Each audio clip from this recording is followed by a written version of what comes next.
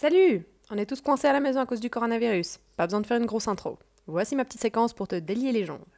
On commence par Tadasana, la posture de la montagne. Ici, je suis juste en train de te montrer que ta tête est tenue vers le ciel et que ton menton est légèrement rentré.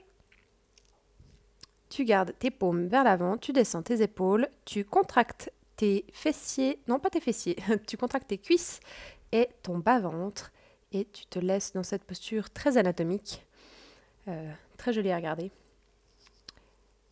Et si tu te doutes que c'est un soutif, non, c'est un costume de bain. Et oui, les yogi femmes ont aussi le droit d'être à torse nu. Donc tu restes là un petit moment, tu te concentres, tu t'imprègnes de la terre, ou du 5e étage pour mon cas. Tu joins tes mains pour amener une intention à ta petite pratique. Si tu fais ça d'habitude, tu baisses le menton parce que tu es humble. Et ensuite, tu vas te préparer à aller à l'avant de ton tapis pour venir en Uttanasana. À l'inspire, tu peux amener les bras au ciel et à l'expire, tu peux pousser tes hanches, tes fessiers vers l'arrière et ensuite venir poser ton ventre contre tes cuisses. Donc si ton ventre ne touche pas tes cuisses quand tu as les jambes tendues, tu viens plier les genoux. Exactement. Comme ça, madame. Voilà. Tu viens ensuite poser soit tes mains au sol, soit tu viens les joindre, mains dans les coudes ou alors dans les... Qu'est-ce que je fais là? Ah oui, c'est pour te montrer que mes lombaires s'étirent. Voilà, mes lombaires s'étirent. La tête complètement relâchée vers le sol.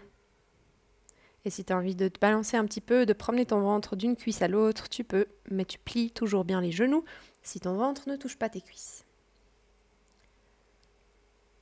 Tu amènes tes mains à l'avant du tapis et on va venir directement en planche. Donc, qu'est-ce qu'une vraie planche? Soit avec les genoux, soit sans les genoux, évidemment, tu choisis. Les pieds sont largeur des hanches ou alors collés serrés. Par contre, les mains sont obligatoirement largeur du tapis ou alors largeur des épaules. Tu viens sortir ton haut du dos, donc le dos qui est entre les omoplates. Tu ne viens pas t'écraser dans tes épaules. Tu gardes tes fessiers et tes hanches plus ou moins alignés et tu essaies de tirer tes talons vers l'arrière sur le tapis. Tu regardes devant ton tapis pour ne pas casser ta nuque. Et tu restes ici un petit moment. Oui, encore un petit moment. Puis gentiment, on va venir faire Chaturanga Dandasana. Les coudes le long du corps, tu vas descendre d'un bloc jusqu'en bas. Soit sur les genoux, soit directement en planche. Et tu viens poser poitrine, hanche, puis pied au sol. Tu viens ensuite poser tes mains à côté de ta poitrine pour un petit cobra. Donc tu relèves juste le haut du torse. Désolé, mes cheveux me gênent. Et tu regardes devant ton tapis. Tes mains sont juste là pour te stabiliser. Tu ne devrais pas pousser dans tes mains. Puis si tu as envie de faire un grand cobra, tu peux venir te pousser un peu plus loin, toujours coude contre le corps et coude plié. Tu regardes devant toi. Le torse essaye d'aller vers l'avant pour que tu gardes une belle courbe dans le dos. À l'expire, tu reviens en bas. Tu places tes mains de façon à ce que tu puisses te soulever en planche ou alors à quatre pattes.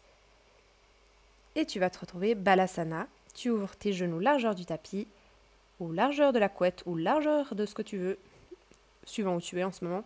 Tu joins tes gros orteils et tu laisses tomber ton ventre entre tes cuisses de toutes ses forces. Ton menton est posé... Non, pas ton menton, ton front est posé au sol. Et si tu as envie de placer tes bras à l'arrière au lieu de devant, tu peux. Et puis, si tu as envie de les poser aussi sous ton front, si tu veux pas poser ton front au sol, tu peux venir joindre tes mains sous ton front.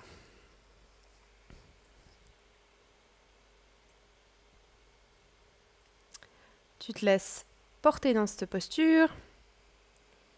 Tu laisses tes hanches s'ouvrir un petit coup, tes lombaires s'étirer. Tu rentres toujours un peu le menton pour pas casser la nuque.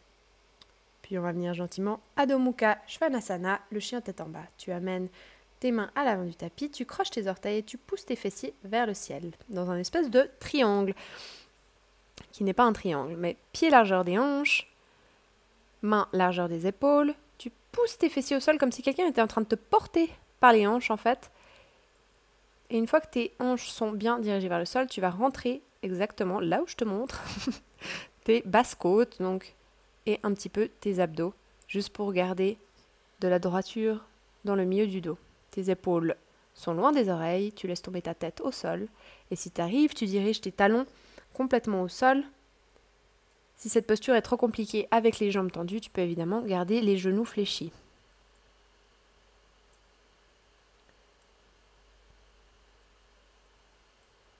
Prochaine expire, tu amènes jambe droite à l'avant, derrière tes deux mains, et tu viens poser le genou gauche à l'arrière. Tu vérifies d'abord que ton tibia gauche est bien parallèle au bord du tapis ou parallèle au bord du truc que tu utilises. Si tu as un truc qui ressemble à un rectangle, c'est le mieux. Et tu viens ensuite t'appuyer tes deux mains sur ta cuisse droite, tu te lèves au niveau du torse, puis une fois que tu t'es allongé la colonne, tu viens poser la main gauche à côté du pied droit et tu viens prendre avec la main droite le pied gauche. C'est assez tortueux, mais ça fonctionne. Tu viens étirer donc ton quadriceps à gauche et en plus de ça, tu viens faire une petite torsion. Si par exemple tu as envie de garder ta poitrine face au tapis, tu peux le faire évidemment. Tu presses là-dedans et tu essaies d'amener tes hanches vers le tapis pour étirer évidemment aussi le psoas. Tu reviens vers l'arrière, tu te soulèves et tu reviens Adho Mukha Svanasana. Le chien est en bas. Mais que va-t-il se passer? Comme au yoga, on fait toujours les deux côtés. Pour un certain équilibre, on va repartir. Cette fois-ci, c'est la jambe gauche qui avance à l'avant et le genou droit qui vient se poser à l'arrière. On se relève dans notre petit lunge, on vérifie que notre tibia est parallèle au tapis et on vient se grandir à l'aide de nos deux mains sur notre cuisse. Juste te rappeler que le pied à l'avant regarde bien l'avant du tapis, il n'est pas en canard ou rentré. Et à notre prochaine expire, on va venir poser notre main droite. Allez Jess, pose ta main droite. Yes. Poser notre main droite au sol, venir avec notre main gauche prendre notre pied droite, essayer de l'amener le plus possible tendu contre la fesse et venir soit en torsion, soit garder le torse face au tapis en ouvrant l'épaule comme on préfère. On essaye de tomber un petit peu dans nos hanches en direction du tapis pour venir étirer non seulement le quadri droite, mais en plus le psoas. Ouh, j'avais un cheveu dans l'œil.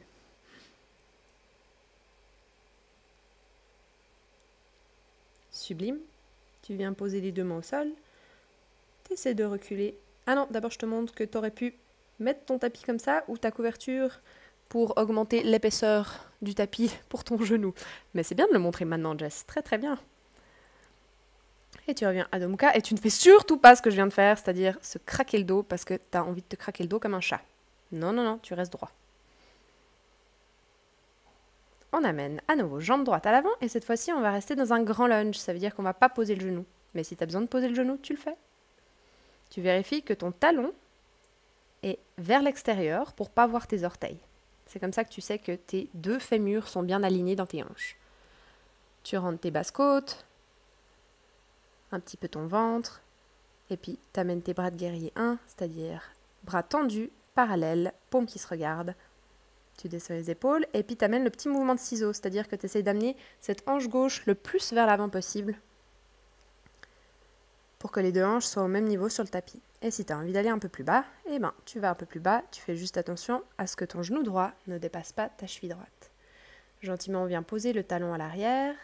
On place les talons cette fois-ci sur une même ligne, alors que sur le guerrier 1, les pieds étaient largeur des hanches. Ici, on est sur une même ligne. Guerrier 2, on place nos bras au-dessus de nos deux jambes, en T comme ça, tendu. On rentre nos côtes, nos basses côtes, on essaie de les aligner à nos hanches. Là, je suis peut-être un poil en avant. Et on regarde devant nous. On fait gaffe que notre genou droit n'est pas en train de s'ouvrir vers l'intérieur du tapis ou vers l'extérieur. Et puis si on est un peu cambré comme moi, on essaye de faire une rétroversion. Ça veut dire qu'on essaye de passer le coccyx comme s'il voulait passer devant nous. Prochaine expire, hop, on pose les mains, Adho Mukha.